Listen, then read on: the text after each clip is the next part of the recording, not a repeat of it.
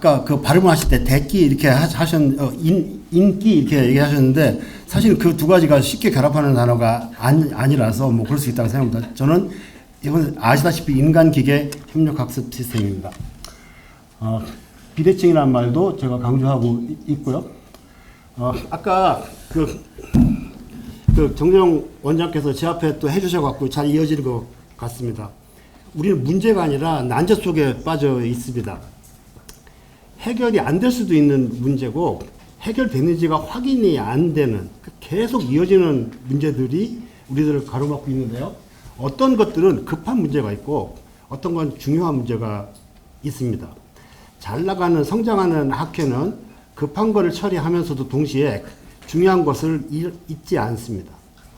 자, 그러다 보니까 급한 것들을 보면 몇 가지가 나왔는데 아까 또 원장도 얘기하셨듯이 수준별 교육, 맞춤형 교육이 나왔지만 그게 끝이 아닐 겁니다.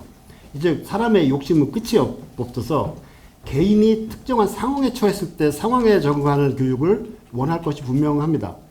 그리고 지금도 아까 성취도 얘기를 하셨는데 학교에서 얘기하는 성취도뿐만이 아니라 문제 해결하는 능력, 심지어 창조하는 능력 이런 것들에 대한 요구가 끝까지 이어질 겁니다. 왜냐하면 인간은 문제를 만드는 창조력을 가진 사람들이기 때문에 문제가 끝날 일이 없습니다. 문제의 목적은 더 좋은, 더 진보된 문제를 찾아내는 것이지 문제의 종결이 아니라고 생각합니다. 자, 그런 것들은 이상적 교육을 향한 예정된 난제들인데 반해서 저는 처음에 보시기에 좀 생뚱맞을 수 있는데 정말 중요한 문제들이 우리 교육계 커뮤니티에 던져지고 있다고 생각합니다. 그거는 굉장히 거창하게도 우리의 문명을, 인간의 문명을 지속적으로 진보시켜 나가야 된다고 하는 과제, 또 생태계를 보호해야 된다는 과제, 무엇보다 인간성을 우리 편끼리 인간성을 옹호해야 된다는 것을 교육이 가르쳐야 된다는 점입니다. 최근에 저도 이제 HRD를 하기 때문에 그렇지만 교육이 너무 어떤 특정한 일을 수행하고 있는 과제를 잘 수행하는 사람을 키우겠다라는 쪽으로 너무 경도됐던 경향이 있었습니다.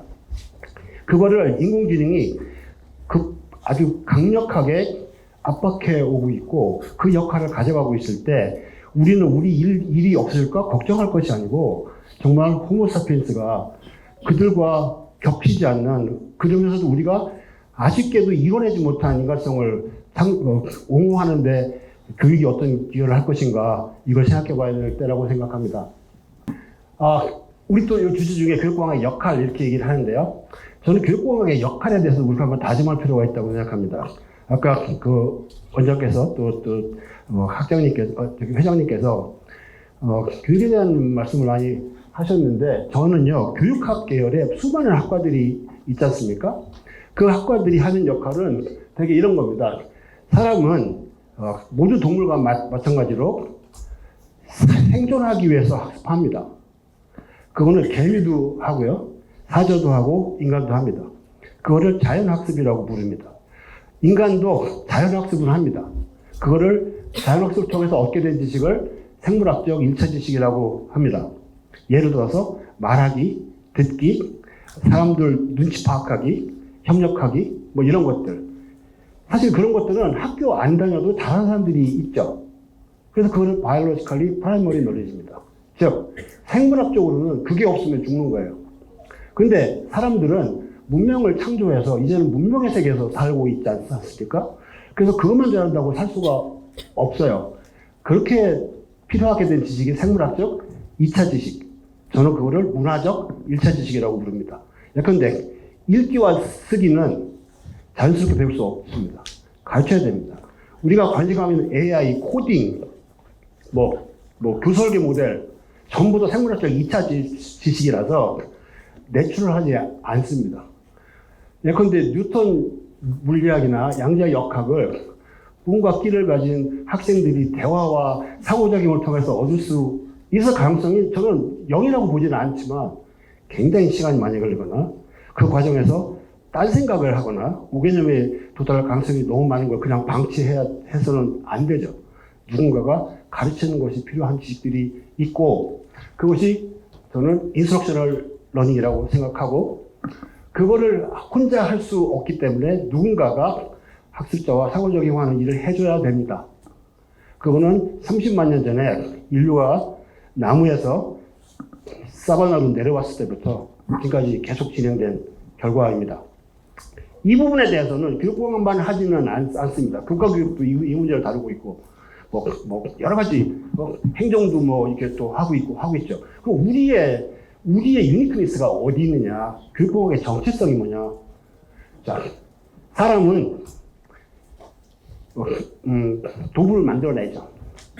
문제를 해결하기 위해서 도구를 통해서 걔를 미디에이션을 해서 성과를 올립니다. 신체와 정신을 연장시키는 기술이 우리 인간에게 있죠. 물론 동물 중에서 도구를 사용하는 스피시스들 있지만 설계해서 만들고 수정하는 건 인간뿐입니다. 우리는 만들어내죠. 그러니까 설계는 인간들이 하는 일이죠. 그러면 점점 이제 문명이 복잡해지고 알아야 될 생물학적 2차 지식이 증가하게 됐을 때 교수자 혼자 자신의 경험만으로 잘 가르쳐 주는데 금대 한계에 부딪힐 겁니다. 그래서 우리는 도구를 만드는데 그게 시스템 도구입니다. 그러니까 시스템 도구라고 하는 거는 책 하나 갖고 되는 것이 아니고 책도 필요하고 제도도 필요하고 평가지도 필요하고 요즘엔 VR도 들어오고 온갖 것들이 막 자꾸 들어오기만 해요. 그래서 시스템을 만들어서 씁니다. 우리가 지금 학교에서 쓰고 있는 모든 것들은 시스템입니다. 단일 요소만 되는 것이 아니고 여러 가지들이 오거나이즈 되어 있어야 돼요. 근데 이 교수학습 시스템을 교수자가 처음에는 스스로 만들었는데 시간제면서 이것도 너무 복잡해지는 거예요. 자기가 못하죠. 그러면 새로운 역할이 생기겠죠? 그게 교수학습 시스템 설계자, 우리가 속히 말하는 교수체제 설계라고 생각합니다. 근데 이 사람들도 자기가 이렇게 아까 예술이라고 했는데 예술로는 충분한 생산력을 발휘하기가 어려워요. 그래서 또 도구를 만듭니다. 그게 교수학습 설계 모델입니다. 우리가 에디라고 말하고 있는 시스템 설계 모형이죠. 자, 저는 이게 교육공학의 정체성이라고 생각합니다. 우리는 시스템 하는 사람들이에요. 참, 여기 나와 있는 자료가 제가 이 숙제가 너무 힘들어갖고 계속 고민하다가 계속 바꿔갖고 상당 부분 바뀌었는데 걱정하지 마세요. 제가 우리 연구소 홈페이지하고 여기 학교 측에서 할 테니까 가져가세요. 저는 이거 사진 찍고 이렇게 안 하셔도 돼요. 저에게만 집중해 주시면 좋겠습니다. 근데 이게 이 시스템이 크게 두 가지가 있어요. 하나가 complicated 시스템이 있고 하나는 complex 시스템이 있습니다. complicated 시스템은 이렇게 생긴 거예요. 여러분들 파텍 필리페라고 들어보셨죠? 이 중에 비싼 거는 2억 하고요. 부품이 1,500개입니다. 저걸 스위스 세공사들이 만드는데 여러분들이 세공을 잘한다고 생각하기 이전에 수학적인 그 1,500개가 맞물려서 1,000년 동안 윤년을 다 맞출 수 있는 기계를 만든다고 생각해 보세요. 컴퓨터가 아니고 기계로. 어떤 애는 28일이고 어떤 때는 29일이고 그렇잖아요. 그걸 1,000년을 다 맞춘 거예요. 이 정도 되면 좀 병적이지 않습니까? 그러니까 대충 맞은 거야.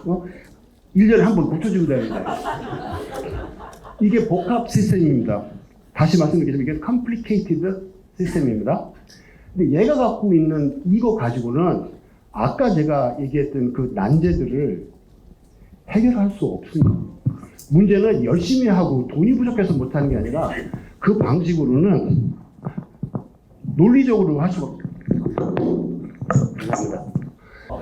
그리고 아까 말했듯이 저는 이제 굉장히 주목하는데 우리가 시스템 설계하는 사람이라고 했을 때 갖고 있는 우리가 생각해야 될 정말 고민스러운 점이 하나 있습니다. 교수학습 목표는 미적분학을 시험 봐서 80점 이상 맞는 건데 그것이 이제 시스템 목표인데 여기 있는 200명은 지각각 하고 싶어요. 난 이거 하기 싫고 저거 하고 싶고 난 미적분보다 통계가 좋고 그런 사람들은 없겠지만 일단 하기 싫고 이런 사람들이 거듭합니다.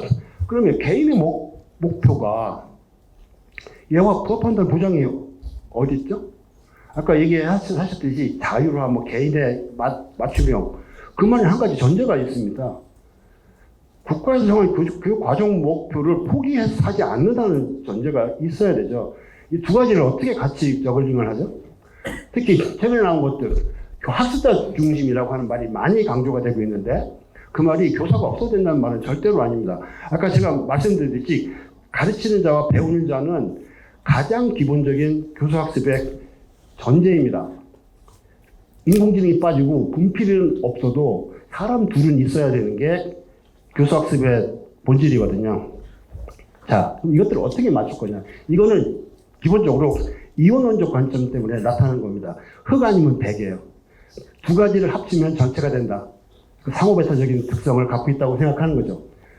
경직성이 있어요. 심지어 하나의 목표가 다른 목표를 방해하는 긴장관계도 있을 수 있습니다. 아까 제가 말씀드렸죠. 자유롭게 해라.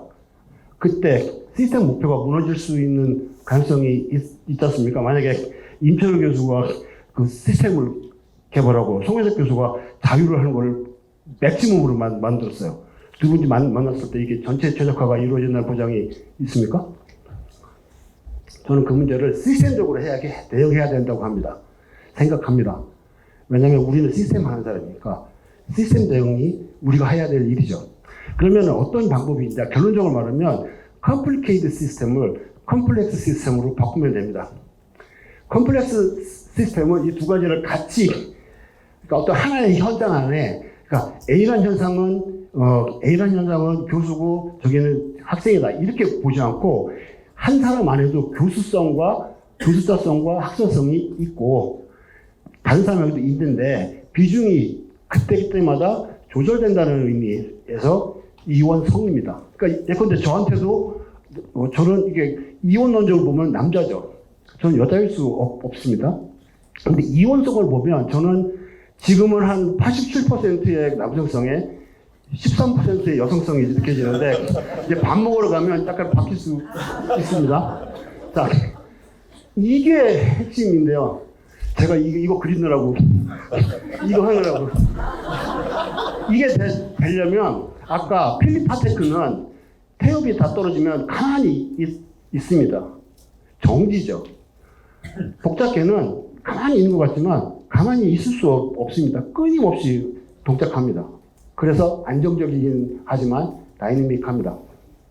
과연 이것이 될 수 있고 세상에 이런 시스템이 어딨나? 제가 계산을 안 해봤지만 이 강의장 안에도 최소한 3조 개의 복잡계가 있다고 생각합니다. 여러분들 한 200명? 여러분 잘 모르겠지만 여기 교단지고 있는 작은 애들이 있죠? 여러분들 제가 이런 얘기하면 좀 기분 나쁘실 분이 물론 총장님이 청소를 잘 해놓으셨겠지만 뭐가 있을 수 있죠. 자, 이런 조건이 그러면 뭘 할 수 있는 거예요? 그러면 이제 좋아요. 그러면 이걸 통해서 아까 말한 난제들을 이렇게 시스템적으로 해결할 수 있다고 생각해 봅시다. 그러면 우리는 이제 이런 문제에 부딪히게 되죠. 그럼 그 복잡계를 어떻게 만들어낼 거냐? 복잡계는 어떻게 이게 창발하느냐? 또 복잡계를 창발시키기 위해서 우리가 제공시켜야 될 설계적으로 확보해야 될 조건은 뭐냐? 초기 조건은요. 우리가 보통 플러스 5라고 부르는 거는요. 잠재성은 굉장히 높은데 기능성은 굉장히 낮은 상태입니다. 저게 인간으로 보면 배아 상태죠. 배아는 처음에 무조건 난자 정자는 다 단세포입니다. 두 가지가 합치는 순간부터 이제 다세포로 막 분할을 하기 시작하는데 그 과정에 최초의 그 배아는 이 세상의 모든 것이 다 될 수 있는 잠재력을 갖고 있죠. 그가 범죄자가 될 수도 있고 우리 정원장처럼 뭐 탁월한 그 정책가가 될 수도 있고 총장님처럼 이게 덕성스러운 총장님이 되실 수도 있잖아요.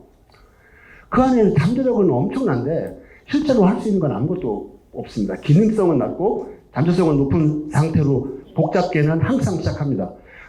복잡계는 생물이 예를 들어서 예로서 좋아서 들지만 많은 곳에서 복잡계를 발견할 수 있습니다. 예컨대 벤처기업 같은 거. 처음에 뜻맞는 뭐 애플 같은 거 봐도 뜻맞는 정말 탁월한 머리 좋은 사람들이 모여갖고는 막 미래를 꿈꾸면서 먹고 자고 집에도 들어가지도 않고 하루에 22시간씩 일하는 사람들이 있죠. 그때는 잠재력이 엄청나게 높지만 아직 퍼포먼스는 잘 나지 않는데 점점 지나면서 부분들이 숫자가 늘어나고 분화하고 잠재성은 떨어지고 기능성은 올라갑니다. 그렇기 때문에 전에 무슨 옛날에 뭐 줄기세포 연구를 할 때 배아 줄기세포로는 뭐든지 다 만들 수 있지만 성체 줄기세포로는 배양할 수 있는 게 거의 없습니다. 잠재력이 떨어질 거죠. 너무 기능화되어 있어서. 자, 근데 이런 것들이, 그런데 이제 여기서 제가 도토리로 표현한 거하고 참나무로 표현을 한 것들이 모양은 전혀 다르지만 시스템적으로 정체성은 유지가 된 겁니다. 커졌지만 걔는 도토리예요. 그렇죠? 참나무가 도토리다라고 하는 말 제가 좀 다른 표현을 한번 찾아보겠습니다. 그러니까 그 사이에 자기 조직화가 일어나요. 그러면서 질서가 증가합니다. 그 연력학 제2법칙에서 말하는 우주는 엔트로피가 증가하는, 즉 질서가 감소하는 방향으로 간다는 것에 대한 역행 사례입니다. 그래서 이제 발현을 하고요. 이게 이루어지면 무슨 일이 생기냐? 등종국성이라고 하는 개념이 나타납니다. 동일한 목표에 도달할 때 초기 조건과 과정이 달라도 거기 도달한다는 겁니다. 그게 특징이고, 자, 제가 지금 저 얘기를 들었을 때, 제가 아까 말씀드린 그 난제 중에 하나가 해결될 수 있다는 느낌이 들지 않으세요? 아까 10만 명? 뭐, 몇 명? 그러니까 만 몇천 개 학교? 네. 학생은 전부 다 몇 명이에요? 가을 빨리 못 하시는. 만약에 저는 더 모르니까, 한 5천만 명? 1,000만 명이 된다고 생각하면 이 얘기는 뭐냐면, 1,000만 개의 경로가 다 달라도 동일한 목표에 도달할 수 있다는 거죠. 기가 막힌 거 아닙니까? 자, 그리고 또 한 가지 조건은 외부에서 단기적인 자극이 왔을 때 항상 내부의 조건을 유지하는 게 복잡계의 특성입니다. 예를 들어서 온도가 조금 올라간다고 40도가 됐다고 내 체온이 40도가 되거나 영하 10도가 됐다고 내 체온이 영하 10도가 되면 저는 복잡계로서 살아갈 수가 없게 되겠죠. 그러니까 밖이 변해도 난 끊임없이 안에서 막 이렇게 오리가 그 수면에서 발을 막 부르듯이 막 하면서 온갖 시스템이 작동해서 그걸 맞춥니다. 정체성을 유지한다는 뜻이고요. 두 번째는 보다 장기적으로 환경이 변했을 때는 거기 적응합니다. 이 적응이라고 하는 것은 내적 구조의 변화를 동반하는 거죠. 그러니까 두 가지가 좀 다른 건데 그 사이에서 질서가 증가합니다.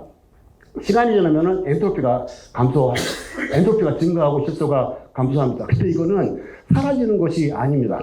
자원이 그 에코시스템으로 다시 환원되는 거고, 그걸 통해서 새로운 씨앗들이 막 자랄 수 있는 거죠. 그런데 우리가 이런 프로젝트를 했을 때, 그 프로젝트가 끝난다고 해도, 저기서 경험한 많은 여러 가지 훌륭한 연구자들이, 또 거기 나온 데이터가 다른 데 가서 더 풍요롭게 바뀔 수 있다 생각합니다.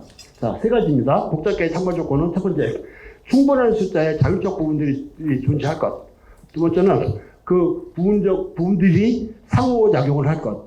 여기서 상호작용은 그냥 채팅하는 것이 아니고 상호 인과성입니다. 제가 저 사람한테 영향을 주면 그 사람이 나한테 반응을 했을 때 처음엔 내가 그 사람에게 주는 원인이었지만 그 다음에 그 사람의 반응이 나를 변화시키는 원인이 되는 이런 과정이 작동하는 것이 필요하고요. 그 다음에는 환경과의 상호 직접적 경계입니다. 경계는 명확해야 돼요. 그렇지만 환경과 서로 자원을 교류하는 이게 가능한데 이게 과연 가능하겠냐? 그동안에는 저는 이거는 교육에서는 불가능하다고 생각했어요. 왜냐하면 지능적인 존재들이 교사가 책임 있게 끌고 갈 교사의 숫자나 능력이 너무나 적기 때문이죠. 근데 인공지능이 들어오면서 저는 이게 가능하다고 생각합니다. 인공지능이 들어오면서 인간끼리의 상호작용이 증가할 수 있고 또 그 기능이 들어오면서 자율적 부분이 증가하게 되는 그런 상황이 발생합니다. 제가 시간 관리를 좀 하고 있어요. 제가 처음에 원고 써갖고 집에서 리허설 해보니까 2시간이 걸리는 거예요. 사실은 제가 처음에 준비해갖고 한 학기 제가 할 수 있는데. 자, 그러면 이제 이렇게 연구하는 사람들은 항상 그래요. 정의를 해라. 정의를 해봤는데요. 저는 이렇게 생각합니다. 인간과 기계가 그 고의성을 기반으로 상호작용해요. 여기서 말하는 상호작용은 상호인과적 과정입니다. 걔는 가만히 있고 나만 변하는 거, 그건 상호작용 아니죠. 컨텐츠는 걔는 가만히 있고 나만 배웁니다. 그건 상호작용 아니에요. 자, 그리고 각자가 따로 얻을 수 없는 경험을 통해, 그러니까 사람은 사람끼리 할 수 없는 경험을 기계화해서 얻게 됩니다. 기계도 지들끼리 놀아서는 얻을 수 없는 경험을 사람으로부터 받아서 변하죠. 그런데 제가 빨간색으로 한 거. 제가 칼라 스킨이 너무 약해갖고 제가 가뜩이나 복잡하게 그리는데 그거는 막 칼라가 막 아주 그 조야한 칼라들이 가득 찹니다. 아, 근데 우리 연구소에 새로 저 뒤에 앉아 계신데 그 디자인 박사님이 오셨거든요. 그래서 제가 다음에 발표 때는 좀 세련된 걸로 하면. 여기서 핵심은 뭐냐면 인간이 목표를 설정한다는 점, 기계는 하지 않는다는 거. 또 인간이 학습 목표를 지향한다는 거, 기계 학습이 아니에요. 그런 복잡계를 저는 인간 기계 협력 학습 시스템이라고 정의합니다. 이 안에 주요 요소들이 나오는데요. 첫 번째, 인간의 문제입니다. 우리가 사실은 인간이라는 뭔지에 대한 논의를 교육공학에서 해본 적이 없는 것 같습니다. 왜냐하면 그럴 필요가 없었죠. 왜냐하면 10만 년 전에 네안데르탈인이 사라진 이후로 사람 같은 식의 지능을 가진 존재는 없었기 때문에 지능 그러면 그건 인간의 지능이고 학습 그러면 인간의 학습이었기 때문에 우리를 스스로 돌아볼 기회가 오히려 없었습니다. 이제 대항담론이 나오면서 걔를 통해서 우리를 다시 바라보게 되는 기회가 우리한테 굉장히 가치롭다고 생각하는데 저는 그 버탈람피의 그 제너럴 시스템 스테오리를 따르는 제자로서 또 여러 가지 제가 공부하고 있는 것에 대한 저의 취향으로서 또 예전에 제가 박사과정 때 마시 드리스콜 선생님이 저한테 개인적으로 붙들고 당부하셨던 말씀이 뭐냐면 앞으로 교육공학은 생물학의 시대가 될 거다라는 얘기를 해주셨거든요. 그래서 저한테 지금 남아있는데 자, 인간이란 무엇이냐 좀 길어요. 그래도 한번 제가 읽어볼게요. 전망 협력을 통해 상징의 세계를 살아가는 상시, 직립, 이족보행, 바이오 시스템이라고 저는 정의합니다. 앞으로 길게 쓰지는 않겠지만 저렇게 쓴 거는 명백한 이유가 있어요. 두 가지 대상과 비교하기 위함입니다. 첫 번째는 인공지능과 비교해서 우리는 인공지능이 아니야. 바이오 시스템이라는 면에서 다릅니다. 또 다른 동물들하고도 우리 다르다. 왜? 상징을 사용하는 동물은 사람밖에 없습니다. 기호를 쓰는 애들이 있어요. 프리미티브한 그런 그 프로토 랭귀지를 쓰는 애들이 있는데 상징을 사용하거나 심지어 자기가 상징을 부여하거나 협력을 하더라도 개체 희생적 협력을 하는 개체는 그 종은 많지만 협력을 하더라도 진짜 중요한 거는 개체다라고 생각하는 종은 인간 호모사피엔스밖에 없고요. 또 하나는 전망을 합니다. 전망을 한다는 얘기는 사실 쓸데없는 짓을 하는 거예요. 당장에 꽂혀 있는 문제를 해결하기보다 멍하니 있다가 10년 후에 뭐 하지? 내가 영원히 살까? 내가 죽으면은 우리 애는 어떡하지? 뭐 이런 거. 또 누군가가 내 이름을 기억해 줄까? 이런 것들을 고민하는 것이 사람입니다. 자, 이런 우리는 다르고요. 협력. 저기 지금 그 조영환 교수, 내가 최근에 그 논문을 봤는데, 아, 인간과 이런 건 협력이라는 말을 쓰면 안 된다. 막 이렇게 얘기를 하시고, 많은 분들이 그런 느낌일 거라고 생각합니다. 저도 그랬었어요. 고민을 했어요. 그랬는데, 제가 저거를 쓴 이유는, 챗GPT에 특히 445를 보고 나서 이걸 쓸 수 있겠다. 그러나, 그냥 협력이라고 쓰면 조교수 가수님이 막 뭐라고 그럴 것 같아서 앞에다가 비대칭을 붙이자. 그래서 타협한 겁니다. 상호작용, 아까 제가 말씀드린 이것이 사실 가장 결정적인 차이입니다. 우리가 교육공학에서 상호작용이라는 말을 워낙 다른 의미로 쓰고 있기 때문에 제가 이걸 다시 한번 말씀드리겠는데 상호작용은요. 상호 인과성을 전제합니다. 내가 A라고 말했는데 저 사람은 네 하고 아무런 생각이 없어. 그러면 나한테 돌아오는 게 없죠. 나는 원인이고 저 사람은 결과일 뿐이에요. 근데 저 사람이 네, but 이런다고요. 그럼 이제 뭐가 와? 그러면 저 사람이 이번에는 원인이 돼서 나한테 변화가 일어나죠. 제가 외부에서 강연 같은 게 있을 때 그런 분들이 그래요. 아, 교수님 오시기 어려우니까 줌으로 하셔도 돼요. 그래서 저는 줌으로 하면 안 합니다. 그래요. 왜냐면 상호작용이 안 돼.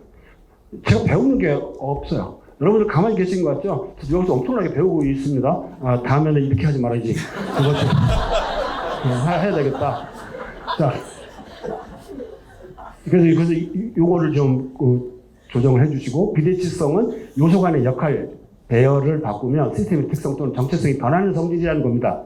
즉, 이 얘기는 기인협력학습은 인기협력학습과 전혀 다른 두 개의 복잡계라는 점이죠. 자, 그러면 다름을 여러분들이 최근에 논문에서 많이 나오는데 모라백의 파라독스 이런 아주 심플한 얘기입니다. 인간이 잘하는 건 기계가 못하고 기계가 잘하는 거는 인간이 못하고 이런 얘기인데, 저는 우리 인간-기계 협력학습 시스템이 최소한 4개의 부분이 서브 시스템이 있어야 된다고 생각합니다. 두 명의 사람과 하나의 무지능 기계와 하나의 지능 기계. 자, 최근에 등장한 게 얘죠. 그 전에 이게 없었어요. 우리가 지능성은 사람밖에 없었기 때문에 상호작용은 여기서밖에 안 일어났어요. 그러니까 우리가 시스템 창발하기가 매우 어려운 게, 사람을 1000명을 모아놔도 우리가 늘 그러잖아요. 사회 구성주의에서 상호작용이 중요하다지만 얘기 안 하잖아요. 자, 여러분들 제가 강의 중에 잠깐 멈추고 제가 한 얘기에 대해서 옆에 분이랑 토론해 보세요. 하십니까? 안 해요. 무슨 작심한 듯이 안 한다고. 자, 그랬을 때 여기 두 개가 갖고 있는 특성이 있는데요. 저는 여기서 자율성을 강조하고 싶습니다. 최근에 읽은 논문에서 인사이트를 얻고 있는데요. 여기 중요한 거는 여기 피드백 루프가 안으로 도는 겁니다. 그러니까 다른 데로 화살표가 이렇게 오면은, 외부에서 오면은 여기서 나가죠. 근데 여기서 중요한 거는 받은 다음에 나가기 전에 이렇게 안으로 돌아오는 화살표가 있다는 겁니다. 그게 생각한다는 것처럼 보이는 일이에요. 그렇기 때문에 A라는 자극이 왔을 때 결과가 항상 일관되지 않는 이유는 내부에 도돌이표가 있기 때문입니다. 그 얘기는 뭐냐면 내적 자율성이 있다는 뜻이죠. 이게 아까 말씀드렸던 필립 파테크였다면 바로 나옵니다. 기계가 고장나지 않는 이상. 자, 그랬는데 인간은 그거를 리플렉션이라고 저는 부릅니다. 성찰이죠. 그 이제 돌아보는데 뭘 보느냐? 자기 자신을 보는 겁니다. 거울상 같은 거죠. 그래서 그 성찰하면서 하는 질문은, 내가 이걸 왜 하지? 이거를 해서 내가 무엇을 하려고 하지? 이런 것들의 질문이 내용입니다. 그래서 목표와 가치에 대한 질문을 사람은 해요. 그래서 자의 타자화라고 저는 이름 붙이고요. 재기는 그 리커전이라고 하는 것은 인공지능에서 쓰는 용어입니다. 뭔가 딱 찔렀는데 뭐가 빙빙 돌아가. 시스템 렉이 걸려서 빙빙 돌아가는 거 말고 뭔가 막 계산을 해. 우리가 여러분이 챗GPT에다 놓고 답을 딱 치잖아요. 그럼 약간 시간 걸리죠. 그럼 걔가 저 리커전을 하고 있는 겁니다. 자, 리커전을 하고 있는데 이거는 거울 속의 거울상이라고 저는 생각해요. 거울을 두 개를 마주 보면 무한히 많은 거울들이 나타나죠. 근데 그 안에 진짜는 하나도 없는 거예요. 우리가 자주 쓰는 그 확률적 앵무새라고 부르는 그런 현상이 일어나는 겁니다. 무의미해요. 근데 나중에 말씀드리겠지만 인간은요, 무의미한 말을 짓거리는 사람에게도 의미를 부여할 수 있기 때문에 인간의 대화 상대가 될 수 있습니다. 저 뒤에 제가 그거를 참조한 우리 학생이 앉아 있습니다. 자, 그리고 또 이 사이에 아까 말한 상호작용이 있고, 작용 반작용이 있습니다. 근데 이런 시스템 항상 외부에서 에너지가 들어와야죠. 아까 말씀드렸듯이 복잡계는 에너지의 입출입이 있어야 됩니다. 사람은 동기의 에너지로 작동합니다. 물론 밥을 먹어야 되지만 학생들 밥 많이 준다고 공부 열심히 하나요? 1인분 먹을 거 2인분 먹으면 공부 열심히 안 하죠. 하다 졸고 막 이러잖아요.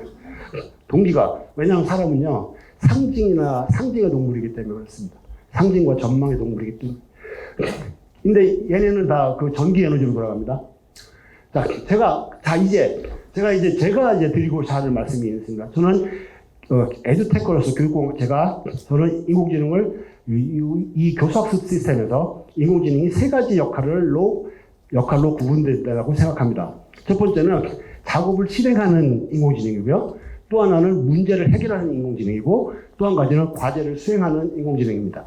이것이 5월 13일 날 그 오픈 AI에서 공개한 그 인터랙션 동영상의 일정한 부분인데요. 여기 세 가지 현상이 다 있습니다. 첫 번째, 3x 플러스 2는 4.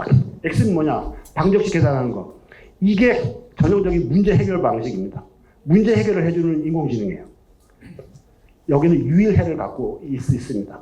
또는 최적해가 하나 존재할 수 있죠.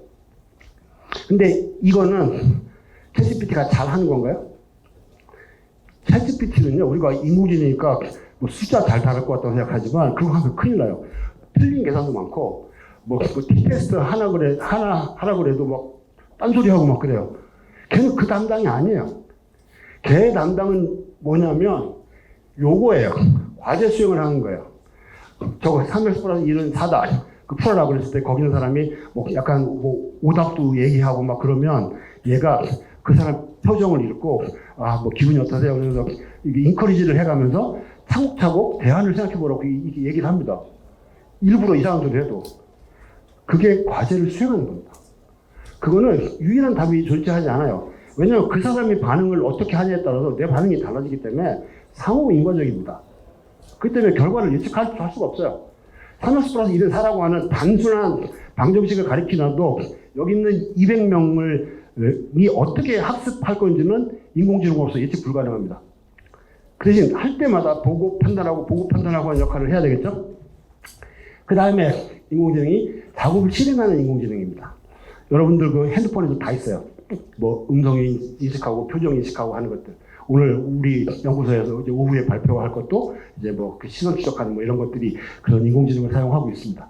자, 그러면 얘들이 따로따로 놀아서는 복잡계가 창발할 수 없죠. 제가 이거 그리느라고 진짜 자, 문제 해결형 인공지능은 역삼각형 같이 생겼어요. 초기에 데이터가 굉장히 많습니다. 알파고 예를 들면요, 그 전에 봤던 기보드를 다 기억해요.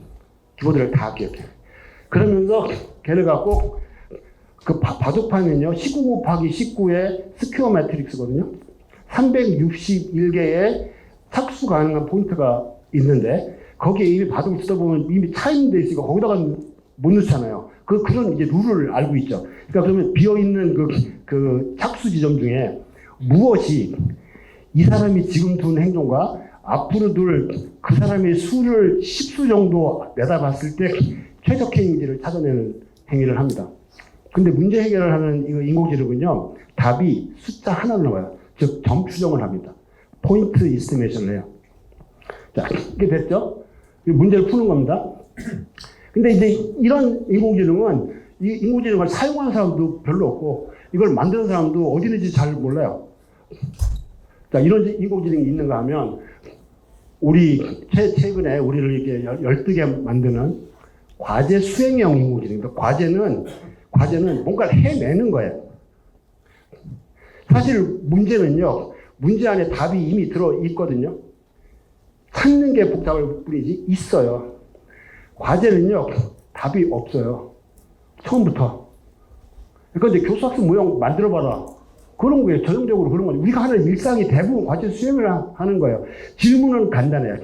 질문은 여기서처럼 한 점으로 시작하는데, 과제는 확산합니다.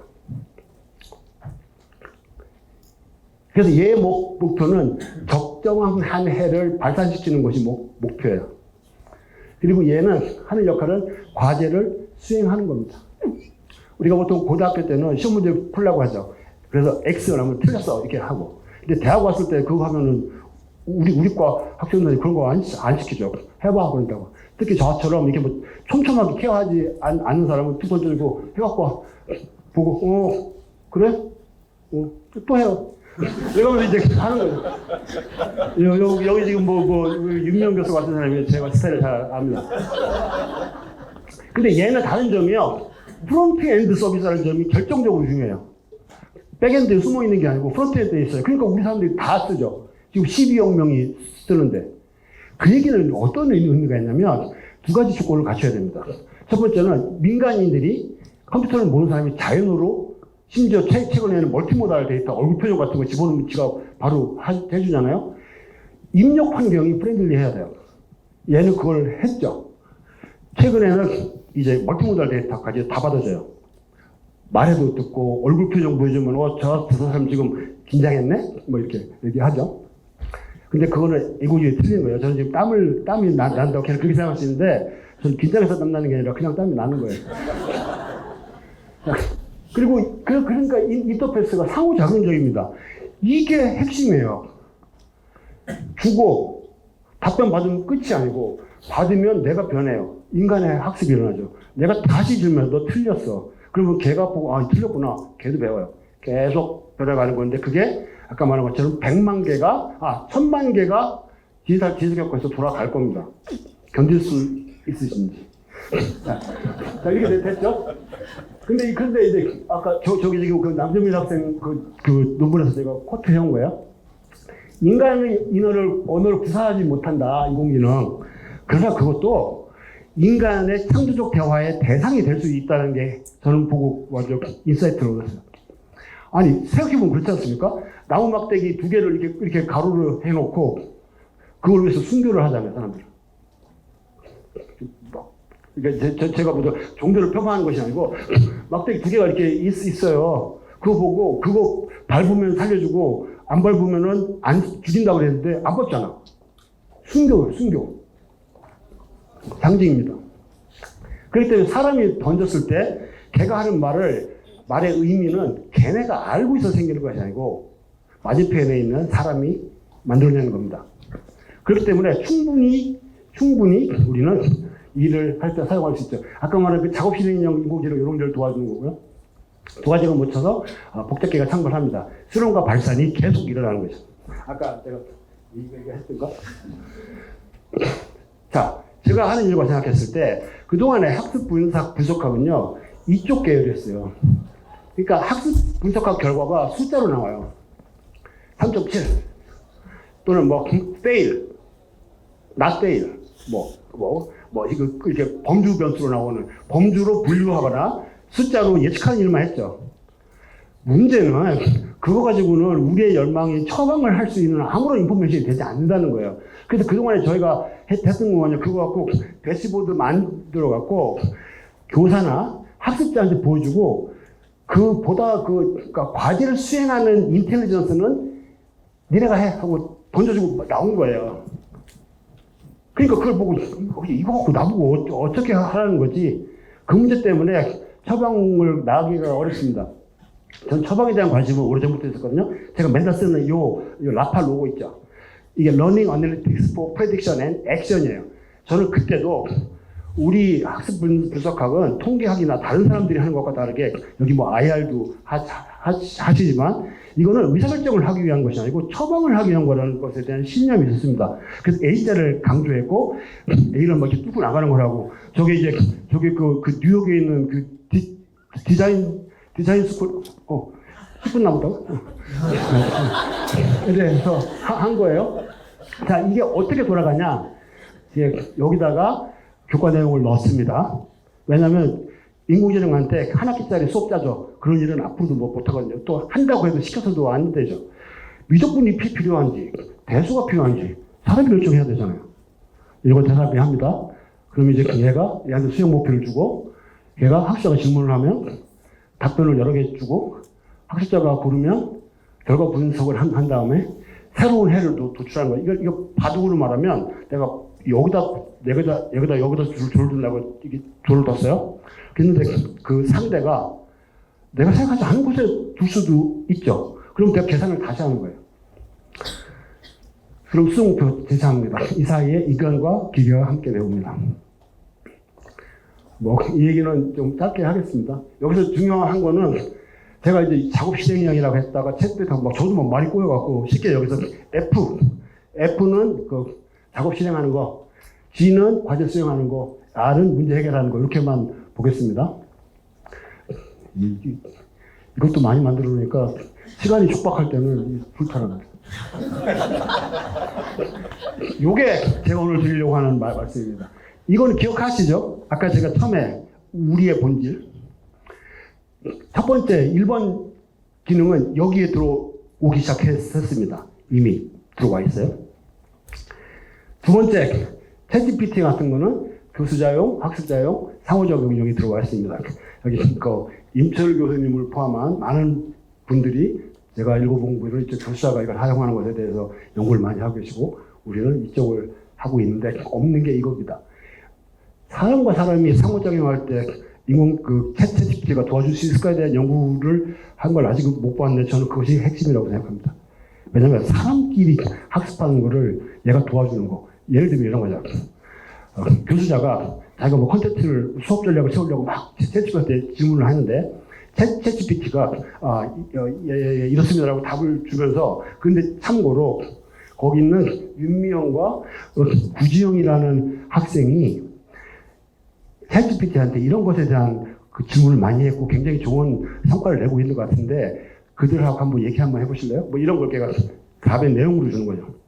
또는 저 친구가 약간 좀 위험합니다. 성적은 괜찮은데 얼굴 표정 보니까 점점 맛이 가고 있어요. 어떻게 좀 해보세요. 이런 얘기를 하는 거죠.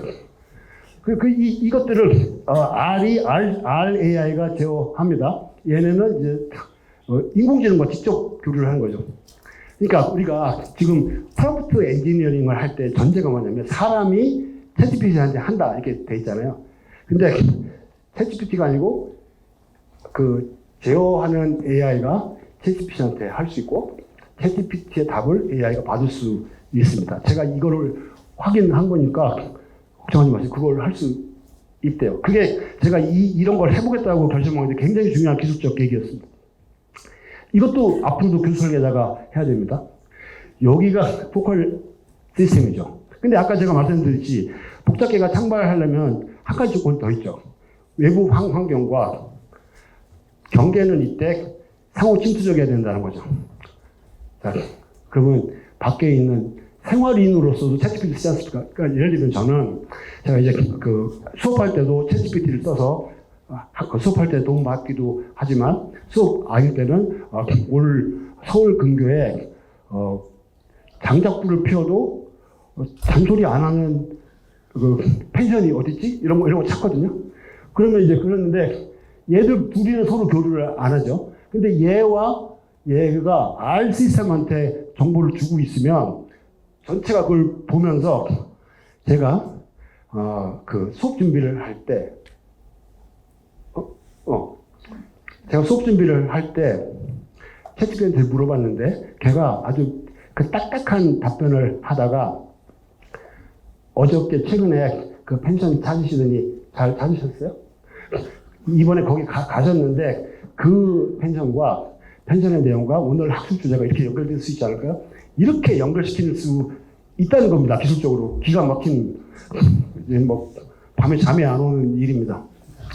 자, 이걸 통해서 맞춤형 학습, 콘텐츠를 자동 생성하는 것, 사회적 상호작용을 증가시키는 것, 복잡계가 되기 위해서 이것이 정말 필요했는데 이거 생활 연계 교육 그리고 교수자가 학습자로서 제가 굉장히 좋아하는 문구가 있는데 제가 일의 교수 그 면접 볼 때 제가 그 문구 때문에 임용된 거 아닌가 싶어요.